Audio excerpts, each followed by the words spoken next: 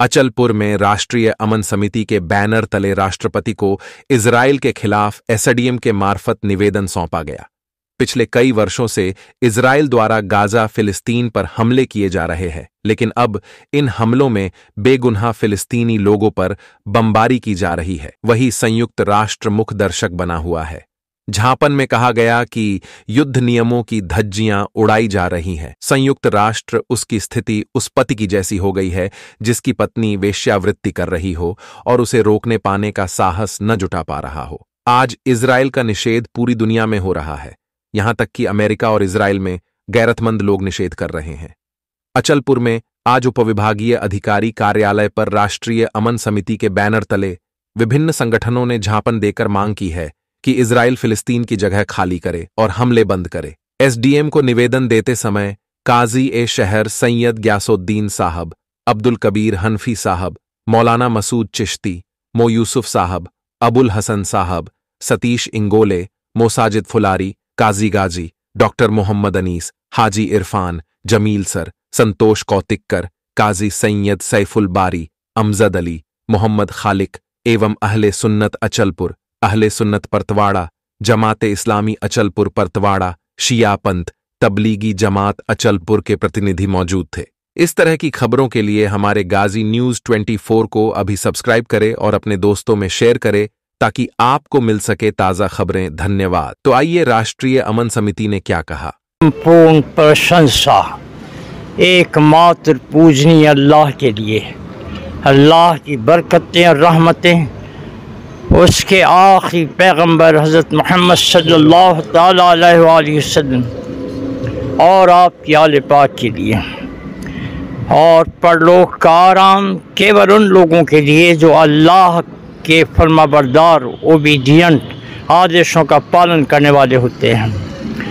हम लोग यहाँ जिस मकसद से पहुँचे हैं वो फ़लस्तीन के नहते शहरियों पर, गाज़ा के नहती शहरियों पर ज़ालिमाना इसराइल के हमलों के निषेध में, और दूसरा निषेध जो है हमारी तरफ से वो दुनिया के उन सत्ताधारियों का है जो कभी एक्शन पर नज़र नहीं रखते। जालिम जुल्म कर जाता है, मजलूम अगर डिफेंस में आगे बढ़ता है तो अब वो अत्याचारी दहशतगर्द होता है, और ये बात विशेषता मुसलमानों के लिए इस्तेमाल की जाती है।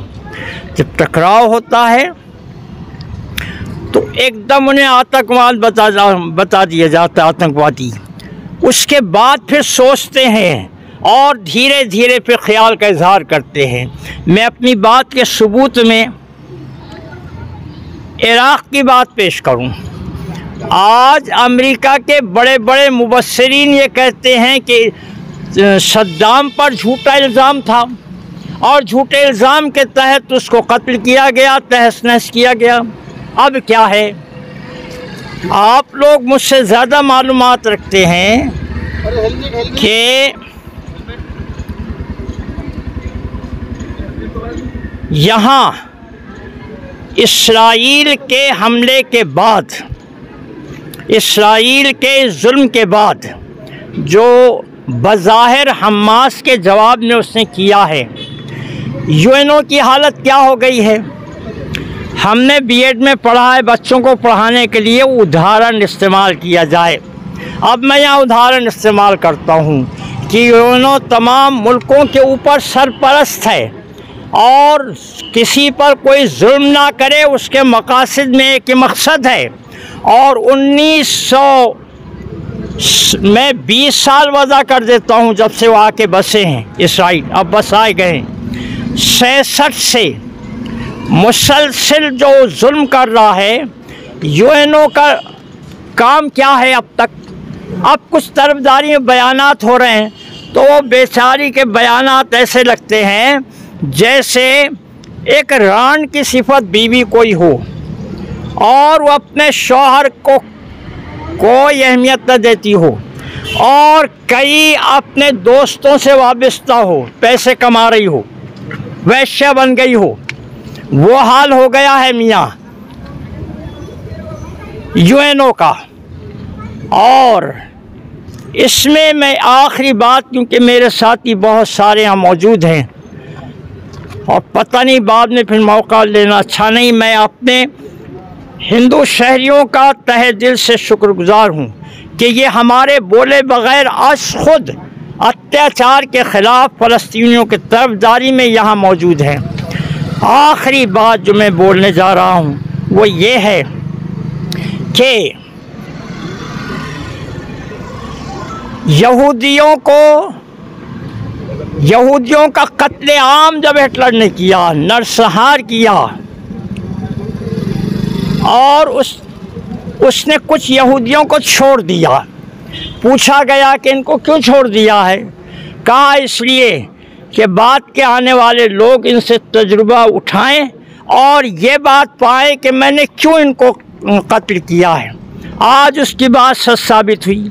और अब ये बताइए कि जिन लोगों ने वहाँ बसाया उन लोगों ने अपने घर में अपने यहाँ जगह क्यों ना दी उसको? बासु साहब, मैं पूरा नाम नहीं जानता हूँ, उनका स्टेटमेंट में सुना कि ये जो दिफा की दुहाई दे रहा है जो बाइडन, उनको चाहिए कि वो जो हमदर्दी करते हैं और उसके डिफेंस में पैसा खर्च करते हैं वो उनको यहाँ बुला लें, पैसा भी खर्च नहीं करना पड़ेगा। और दूसरी चीज़, अरब के वो बादशाह, सऊदी अरब के और दीगर अरब जो अब तक जालिम से दोस्ताने के नाम पर एक अत्याचारी को छोड़ते रहे, मुझे नाम उस अपने हिंदुस्तान की आर्मी के चीफ का, रिटायर्ड चीफ का याद नहीं आ रहा है, जिसने बरसों पहले ये कहा था कि ये अरबों ने एकदम हमला करके उसको ख़त्म कर देना चाहिए। तो हमारे यहाँ कई लोग ऐसे हैं जो इसराइल को जालिम ठहराते हैं और ये कबूल करते हैं कि फ़लस्तीनी मज़लूम रहे। और यही ना कि उनसे जगह मांगी गई, जब देने वाला जो है उसका एहसान मानने के बजाय आज उनके बच्चों को बेसहारा मारा जा रहा है। और मैं ये बात बहुत फ़ख्र से कहूँ कि एक बच्चे ने क्लिप बताया, उसने, मैं देखा कि एक दूसरे से अपना नाम लिखा रहे हैं अपने हाथ पर, किसी टैटू संस्कृति की बुनियाद पर नहीं, किसी फैशन की बुनियाद पर नहीं, इसलिए कि अगर हम शहीद हो जाएं तो हमारे सरपरस्तों को हमारी लाशें पहचानने में तकलीफ़ ना हो। मैं पहले उनकी खत्ताती की तारीफ़ करने लगा। काजी साहब 76 बरस के बूढ़े वहाँ क्यों नहीं समझ सके? इसलिए नहीं समझ सके कि उनके चेहरे बहुत इंतहाई खुशहाल नज़र आ रहे थे, ज़रा भी गम उनके चेहरों पर नहीं था। मैं दुआ करता हूँ कि अल्लाह अज़्ज़ा व जल्ला उनको जन्नत नसीब करें और शहीद होने वालों को, और वो मुसलमान हुकूमतें जो अब तक इसको ताकतवर करती रहीं उनका हशर इसराइल के साथ करे। वाखिर दावाना अनिल हम्दुलिल्लाहि रब्बिल आलमीन। यहाँ पर सभी मौजूद भाई मुस्लिम भाइयों को तथा हिंदू भाइयों को मेरा स्नेह नमस्कार। आज यहाँ पर जो इजराइल और पैलेस्तीन का जो युद्ध चालू है, उन पर जो इजराइल के द्वारा जो अन्य अत्याचार किया जा रहा है पैलेस्तीनी भाइयों पर, उनका हम यहाँ पर जाहिर निषेध करते हैं। और बुद्धिस्ट इंटरनेशनल नेटवर्क तथा राष्ट्रीय अन्याय अत्याचार निर्मूलन आपके इस मुहिम में हमेशा साथ रहेगा, ऐसी मैं संगठन के ओर से ग्वाही देता हूँ। और मजलूमों के खिलाफ अगर हमें इससे भी बड़ा आंदोलन करने का अगर सौभाग्य मिलता है तो हम आपके हमेशा साथ रहेंगे। धन्यवाद। नमो बुद्ध। जी, हम यहाँ पर एसडीएम साहब को एक मेमोरेंडम देने के लिए इकट्ठा हुए।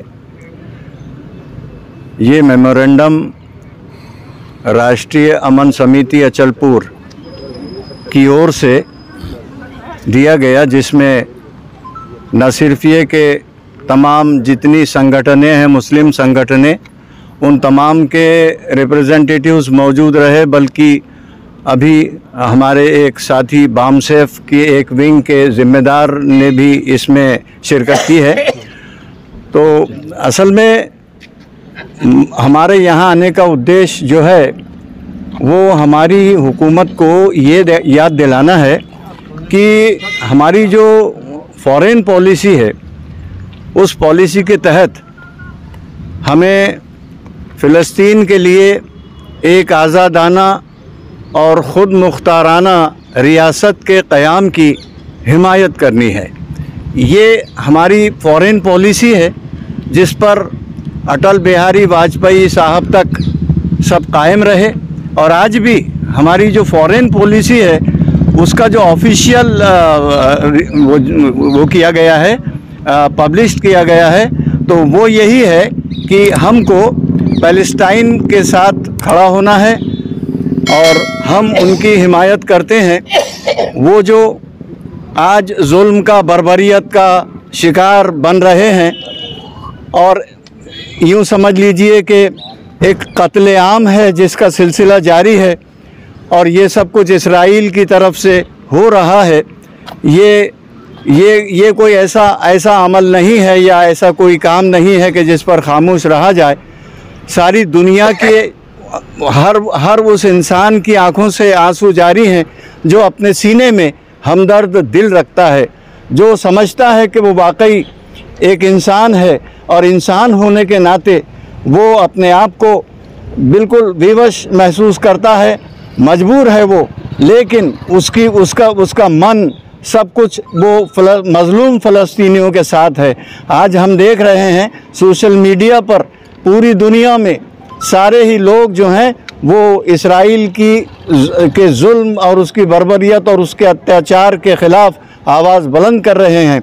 लिहाजा हम ये चाहते हैं कि हमारी हुकूमत भी अगर इस सिलसिले में फ़लस्तीनी मज़लूम भाइयों का साथ देती है तो ये हमारे मुल्क और हमारी कौम के मफाद में होगा।